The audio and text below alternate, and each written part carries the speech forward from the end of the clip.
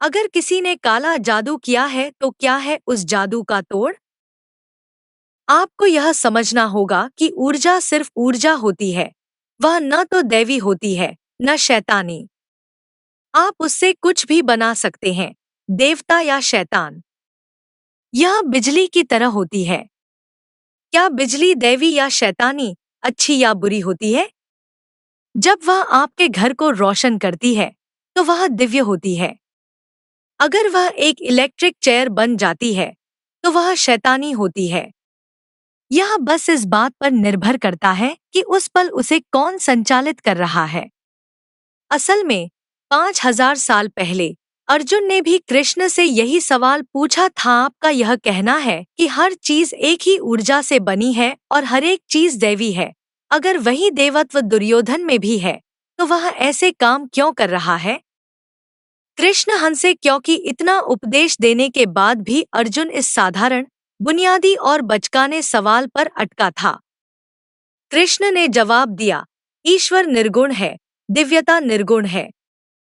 उसका अपना कोई गुण नहीं है। इसका अर्थ है कि वह बस विशुद्ध ऊर्जा है। आप उससे कुछ भी बना सकते हैं। जो बाघ आपको खाने आता है, उसमें भी वही ऊर्जा है, और कोई देवता जो आकर आपको बचा सकता है, उसमें भी वही ऊर्जा है। बस वे अलग अलग तरीकों से काम कर रहे हैं।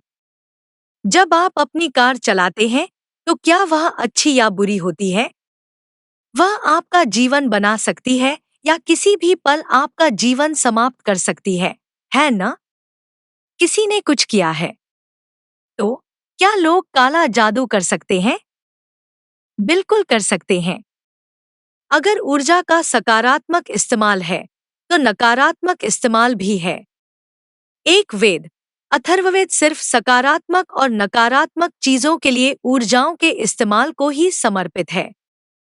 मगर मैंने यह देखा है कि अक्सर ये चीजें मनोवैज्ञानिक या ज़हनी होती हैं।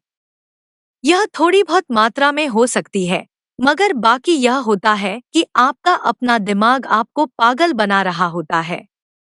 अगर मुझे आपको पागल करना है, तो मुझे आप पर कोई असली काला जादू करने की जरूरत नहीं है। कल सुबह जब आप अपने घर से निकलें, और मान लीजिए वहां एक खोपड़ी और थोड़ा खून पड़ा हो, तो उसे देखने के बाद ही आप बीमार हो जाएंगे। आपका कारोबार ठप होने लगेगा। सब कुछ नकारात्मक होने लगेगा क्योंकि एक तरह का भय आपको जकड़ लेता है। कोई काला जादू नहीं किया गया। बस कुछ संकेतात्मक चीजों की जरूरत है, जिनसे आपको लगेगा कि यह किसी किस्म का काला जादू है, और यह आपका दिमाग खराब कर देगा। इसलिए ज्यादातर बार यह सिर्फ मनोवैज्ञानिक होता है। चाहे आप पर काला जादू ही किया गया हो, मगर केवल 10% असली चीज होगी। बाकी आप खुद ही अपने आप को नुकसान पहुंचा रहे हैं। इसीलिए यह प्रतीकों के साथ आता है।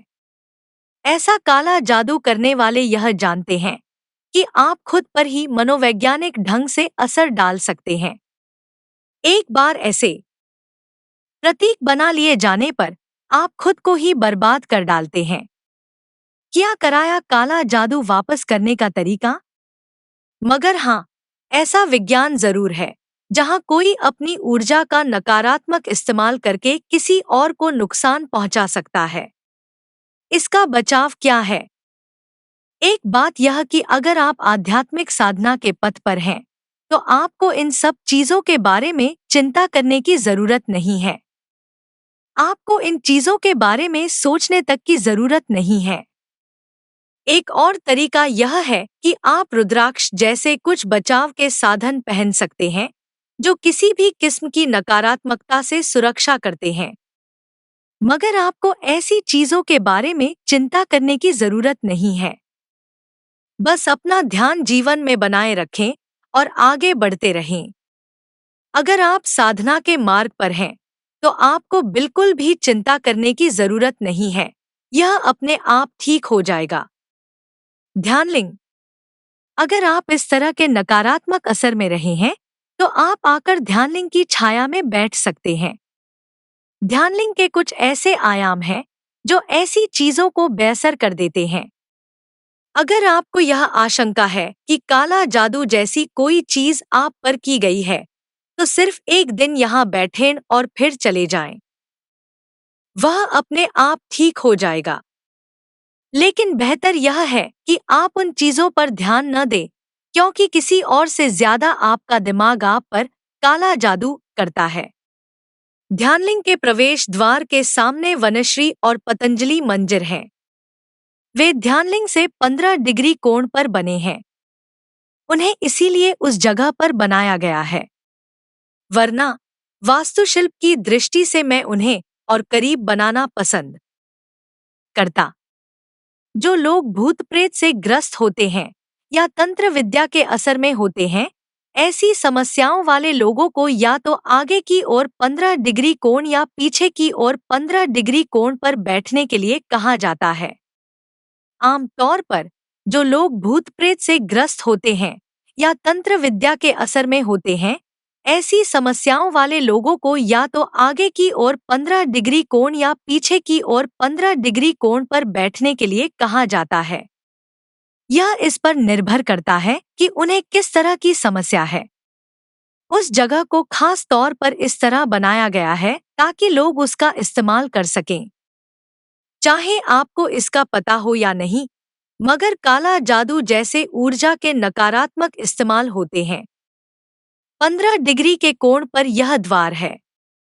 चाहे आपको पता चले या नहीं, यहाँ प्रवेश करने वाला हर इंसान नकारात्मक असर से मुक्त हो जाता है। यही वजह है कि ध्यानलिंग में आने वाले लोग पाते हैं कि उनकी जिंदगी अचानक बदल गई है। ऐसा इसलिए है क्योंकि उनके जीवन से नकारात्मक असर चला जाता है। जब हम नकारात्मक असर कहते हैं, तो इसका मतलब सिर्फ यह नहीं है कि किसी ने आप पर कुछ किया हो।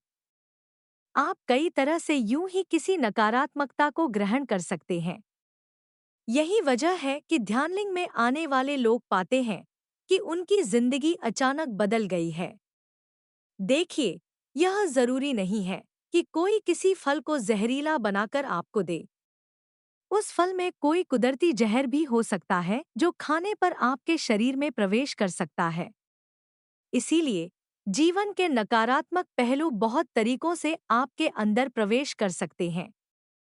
यह जरूरी नहीं है कि कोई कहीं बैठकर आपके खिलाफ साजिश कर रहा हो। इसलिए ध्यानलिंग का प्रवेश द्वार पहला 15 डिग्री कोण इसी मकसद के लिए बनाया गया है।